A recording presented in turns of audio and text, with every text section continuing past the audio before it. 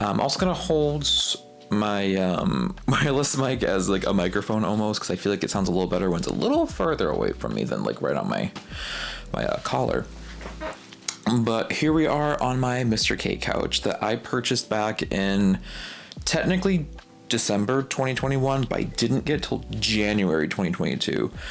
And I had a couple comments asking for like an update on this. And I have a new lens that I want to test out, which I'll be honest, doing close-ups with a 50 mil, not the best of ideas. But we gotta get our money's worth. Although I will say it did get up close to spots pretty well. I should have used like my Tamron like at honestly probably like a 24 would have been good. But I have a little bit of B-roll I can insert as I need to. But I think this looks pretty good, you know. I got my little wax warmer over here. Got my little blanket. This is typically how I sit on this couch, not gonna lie. I got this because I had a chaise, which you can move because it's just a cushion on Velcro. So you can switch it to the middle if you wanted to. Don't know why you would do that. Or you can switch it to the other side. In my case, I have it over here because the other side, there wasn't really space for it. And the TV is like directly over here, so I kind of wanted the I wanted the chaise to be facing that. So by the time I post this, hopefully it will it'll either be March, potentially early April 2023 when I post this. But so we're over the year mark of having this couch. And I will say, overall, it has held up pretty well. But I'm also not using it daily. So there is a slight, variation I'm sure people would experience from mine. But when I do use it, I'm on it for like hours. Like I think the longest I spent on this couch is probably like 10 hours. I did get like food and bathroom breaks, but overall it has been used for like extended period of time in one day. I sit mostly like this, or sometimes I'm just like kind of like this, my coffee table over here. I don't know, just I guess because the sizing of this chaise, I don't really enjoy sitting like this too much. You can, it's not uncomfortable. It's just for some reason for me, I don't like sitting like this. I don't know why, I just don't, but you can, it's comfortable. The arm does have padding, so you can, get right up against it if you wanted to for support. There is padding here, there's padding here. There's a little bit of padding on this side, more so here. So, you're not gonna get uncomfortable if you have your arm like resting here or something, or if you're resting against it like that. I just prefer to have a pillow. Personal choice on that one.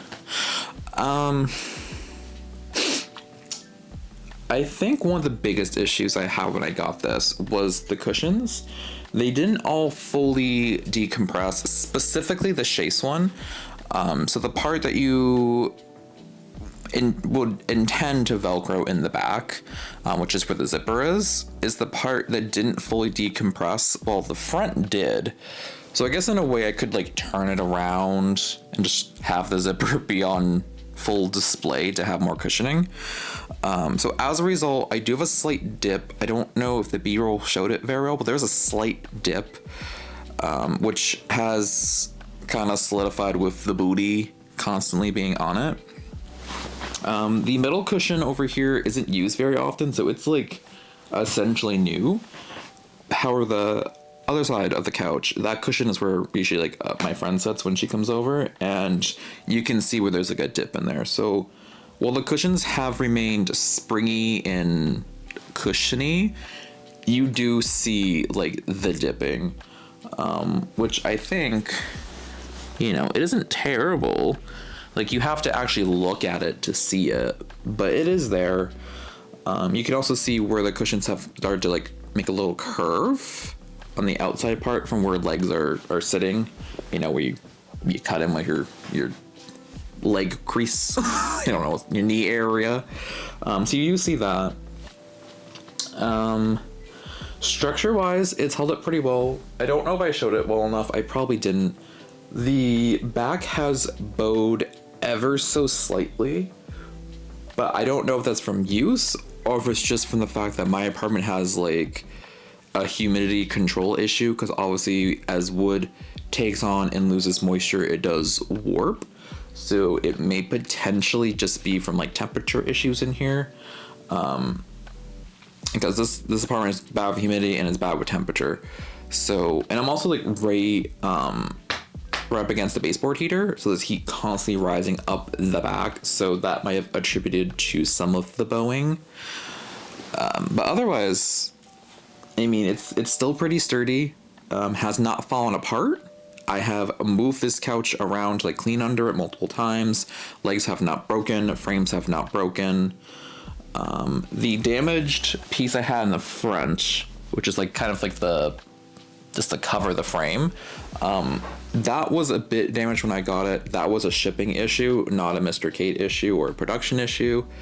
Like the box literally got smashed during delivery, so that has still stayed in place. It hasn't unhooked itself or anything. I will say it's very easy to unhook if you lift it there. So if you are lifting up the couch, I would say make sure you're kind of holding the bottom, like under one of the arms or something, and having assistance. Don't try lifting it with the front plate, because that's going to make it fall off, or at least detach. You can put it right back on. It doesn't impact like structural integrity or anything like that, so not a huge deal. Another thing is this couch has become increasingly squeaky, which I would assume is due to the fact that it's a combination of wood and metal. So you have like the metal latches drilled into the wood frame. But it didn't have that noise when I bought it. So I do think as the couch has settled over the last year, it has gained that little bit of squeakiness. Which isn't like a bad thing necessarily. It's just not a great thing. There are people walking outside. Well, this is gonna be awkward. I'm like, welcome to my home. I'm filming about a couch. That's the one downside of living on the first floor, is you have people who are just like hanging out outside your window. It's a great time. But yeah, I say overall for $500 in just over a year, this couch has held up very well. I do like that in a sense it's modular, because you can move the chaise from side to side. The Velcro has held up decently. Personally, if it did ever break down, it's not a huge deal, because you can buy Velcro strips and just put new ones on, like, you know, so that's not like a huge deal, as long as the cover, because the covers to the cushions do come off. You can zip them off and wash them, which personally I haven't had any issues with eating this couch clean. I did put the velvet one opposed to the linen. I did want linen originally. It's just that one wasn't on sale and this one was. But yeah, you can take off the cushion covers and wash them. It is a little difficult to take them off and put them on personally, but maybe it's because I have never done that with any other couch but this one. So I don't know, maybe I lack experience in proper cushion cover removal etiquette. I don't know. But I don't know, I'm happy for $500. If I could go back in time knowing what I know now, which was that, you know, the pandemic was gonna cause a lot more things to increase in price, and also student loans be on hold as long as they have, I probably would have just saved some money and dealt with my futon a little longer and got a different couch. So it's a good couch for what it is. I think full retail price is like $600, $650 or something. But for $500, like all in, including tax and stuff, I think it was like $497 and change or something like that. So like literally right in my $500 budget. It was well worth it. Cleaning it, if you're just like doing like vacuuming, it vacuums very well. I just used the regular like old attachment with the bristles and just very gently clean off like lint and all that jazz. It does not really hold on to stains, at least from my experience. Like, I've gotten a couple food stains, they came right out without having to wash the cover. Granted, I haven't spilled like drinks or anything. It's more just like a little bit of chocolate that got on or something like that, like cookie crumbles and whatnot. I did get like some ricotta sauce, like a ricotta Alfredo sauce mixture on here, came right off. So like the quality in terms of fabric is decent, but if you got like a red sauce on here or some wine, you're probably screwed, to be honest. But I mean, that ruins a lot of things. But I don't know. It's like, overall I'm happy with it. Would I purchase it again? For a small space, yes, because this isn't really a big couch. If I had a bigger space, I would want a bigger couch, which of course is more money, obviously. But I don't know. It works for what it is. I can sit like this comfortably. My feet are still supported by this cushion. My booty's still supported by this cushion for the most part. You know, the back cushion is doing its job. Sometimes when you are sitting, you'll hear it do that because it's being pulled. So I think that's probably the only downside, is the Velcro. You tend to hear it sometimes, but you know, the Velcro isn't a necessity. I think it was added more of a way just to keep the cushions in place, because let's be real, kids like to grab cushions off couches. So I'm sure that was probably part of the intent, was it keeps things in place, or pets get on here. It just keeps things in place. Especially if you're adjusting a lot and not having the cushion slide underneath you. They do slide slightly, but they don't like come off the Velcro completely. So sometimes I'll have to like just readjust the cushion a little bit. But it's not that bad. I think even if there wasn't Velcro, I would probably add it myself, to be honest. But yeah, so my rating after a year, let's put it out of 10. I'd give it a solid 7.5 out of 10. Points I'm deducting from is that it's gotten increasingly squeaky over the last year. I do have slight concerns about sturdiness in terms of just like, I wouldn't want 3 people sitting on here. 2 people, I think good. 3, you're pushing it. Unless it's maybe like a kid, like 2 adults or something. I don't know, like at a Christmas party or something. Whatever, that's fine. But like 3 grown adults, I wouldn't trust it. And then I guess another point I'm deducting is just, this goes back to just receiving it. It comes in one super big box that I think is like 120 pounds, and you need assistance to bring it in.